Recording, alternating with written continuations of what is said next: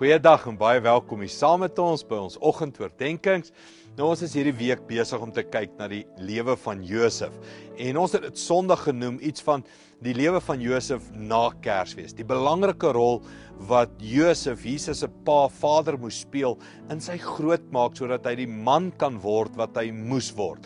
So elke dag kyk ons na 'n paar van die goed wat Josef moes doen en ek dink dit is so belangrik vir my en jou. Ons ontvang die saad van Christus in ons hart, in ons binneste en dit moet groot gemaak word, né?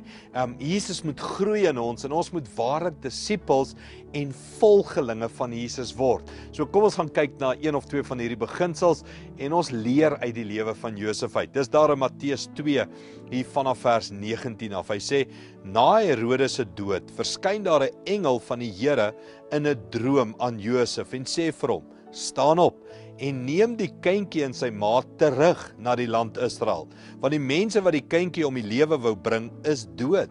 Josef het dadelik met die kindjie en sy ma vertrek en hy het in die land Israel aangekom. Ons almal ken hierdie Kersverhaal, né? So van Josef wat 'n droom kry en dan vat hy Jesus en sy ma en hulle gaan Egipte toe en dan nou weer hy's in Egipte en hulle kry die boodskap kom terug. Ons dink in ons terme vandag, ag, dit is sommer vinnig, né? Dit is sommer maklik, jy pak die kar en jy ry gou terug Kaap toe en pak die kar en ry gou weer terug Gauteng toe en dit is sommer vinnig, maar ons verstaan nie in hierdie wêreld. Dit was moeilik, dit was gevaarlik, dit was finansiële massiewe uitdagings vir Josef en Maria en 'n kind, né? Daar's gevaar op die pad en al hierdie klas van goed. So, wanneer ons hierdie goed lees, moet ons iets besef van die karakter van die man Josef. Om hierdie moeilike goed aan te pak, gehoorsaam te doen aan wat die Here sê hy moet doen.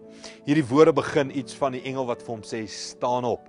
En ek dink hoeveel keer in die lewe hoor ek en jy daai woorde in ons binneste, staan op.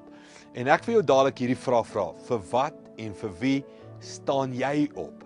Want ek dink dit sê baie van wie jy is, né?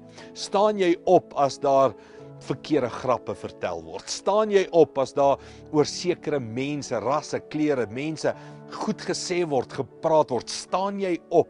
Ek weet, baie van ons staan maklik op as daar oor ons vrou of ons kinders of weet iets naby aan ons gepraat word. So, waarvoor jy opstaan, sê baie van wie jy is.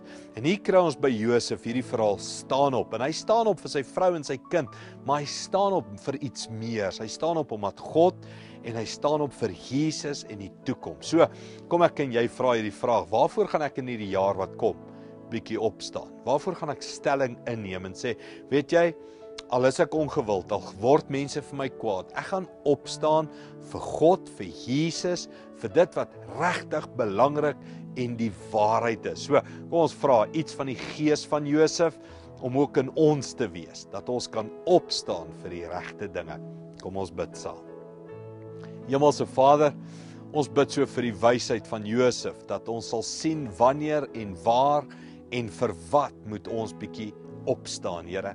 Geef vir ons daai woorde, daai wysheid, geef vir ons die krag, Here, om dit met die regte gesindheid en die regte hart en met die regte liefde te doen. Dankie vir die lewe van Josef. Mag ons daaruit leer in Jesus naam.